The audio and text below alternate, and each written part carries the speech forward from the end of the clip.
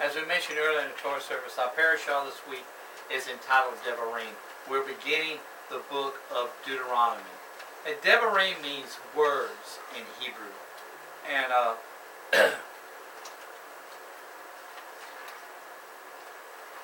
it's called Deuteronomy in English because it's called the second giving of the law.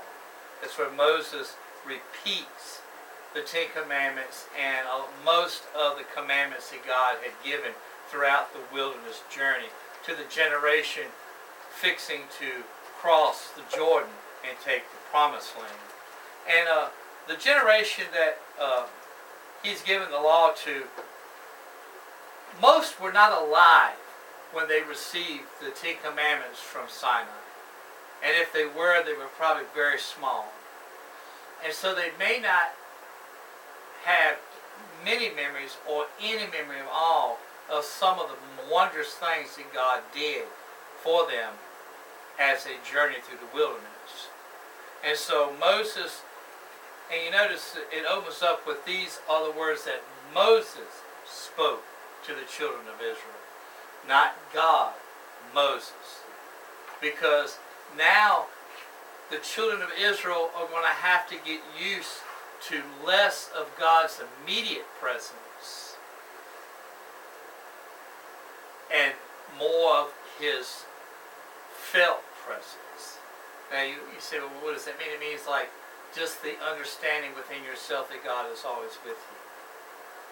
They've been traveling through the wilderness and they've had the column of cloud and the pillar of fire over top of the tabernacle night and day and guiding them through the wilderness. And now they're getting ready to go forth and conquer the land that God had promised them. And when it comes to this point and they begin to settle, that tabernacle will not be traveling with them no more. But yet they still need to know who they are, who their God is, who has brought them forth as it is. And then we have to look at it too, that this generation came through the wilderness with their full dependence on God for everything. They were the ones that ate the manna through the wilderness, okay? The manna stops once they cross the Jordan. There's no more manna. All right? They've wandered for 40 years in the wilderness, and the leather of their sandals hasn't worn out. Their clothes have not become threadbare. Well, now their clothes will wear out. In other words, now they're coming back to reality. Living as God's people in the real world. It's a big change. There's going to be a new normal for the children of Israel. And Moses knows that his time is almost over, and he wants to prepare this generation for crossing over into the promised land.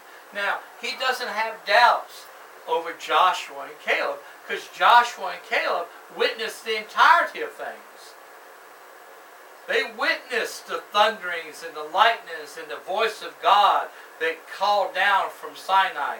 They witnessed what happened when other spies with them brought back the bad report from the promised land and caused them to wander in the desert for 40 years.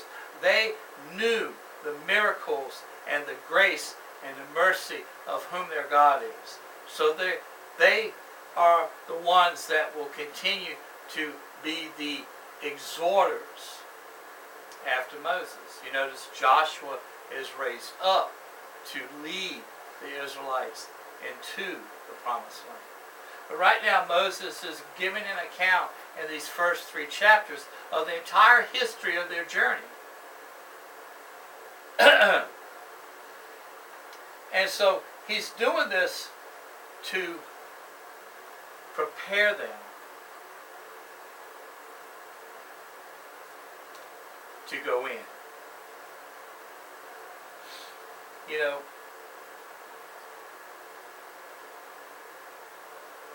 this generation never saw the law of God spoken by him at Sinai.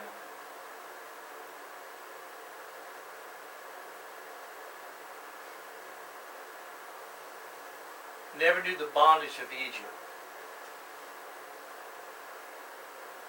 never had to struggle or desire those material possessions that we found in the generation that perished in the wilderness. Remember, we remember the meat and the leeks of Egypt. We remember our houses in Egypt. They remembered Egypt more than they wanted to know the things of God. This generation only knew the very protective covering of God. They had never been outside of that, and they were fixing to. They were fixing to be set free to begin to establish the nation of Israel in the land. Now, it's not that God's going to abandon them. It's that his direct presence or his seen presence may not be with them in every situation. But his presence is always there. His word says it. He even said it before they left Egypt. I have heard the cries of my people in bondage. I have seen their suffering under their taskmaster. That tells you God was never away from them. But God had to allow certain things before he could bring them out. And so this generation of Israelites were going to go and take the promised land, and they had never experienced the temptations that the previous generation had experienced. They never had those same material desires which their fathers' generations possessed. That desire for meat and the leeks and the houses, because they grew up on manna. They grew up on the covering of tents as a normal way of life. Traveling.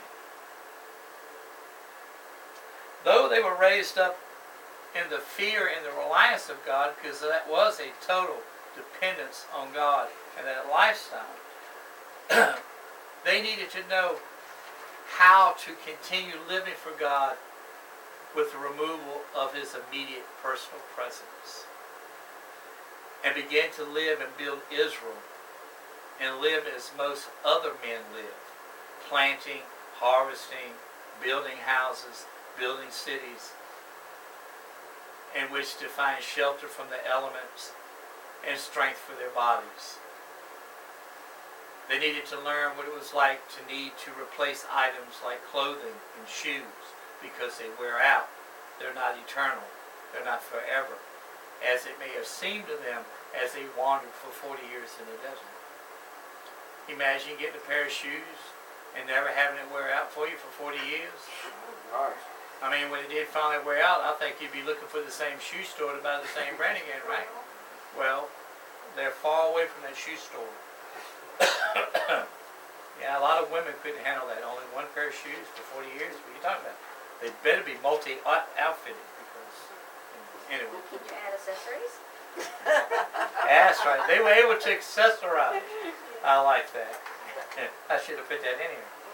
Anyway, they were going to have to learn a new normal, because that was what was to become life in Israel. And they needed to be reinforced in their souls of the presence of God. Wherever and whatever their circumstance may dictate, God is never far from his people. And they needed to know that. They needed to know and understand the grace and the mercy of God. How many times did their fathers in the wilderness cry out and rebel against God? And yet God continued to re-sanctify them, to restore them, and continue them on in the journey. His long suffering, his big nose, his patience. Scripture reveals how easily godliness in a nation can be lost in each generation. We find this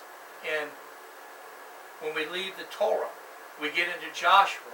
The generation that goes into the promised land keeps everything that's commanded by God perfectly. But the generation that follows that, when we read into the Judges, they fall into sin and rebellion. And they nearly lose the blessing of God.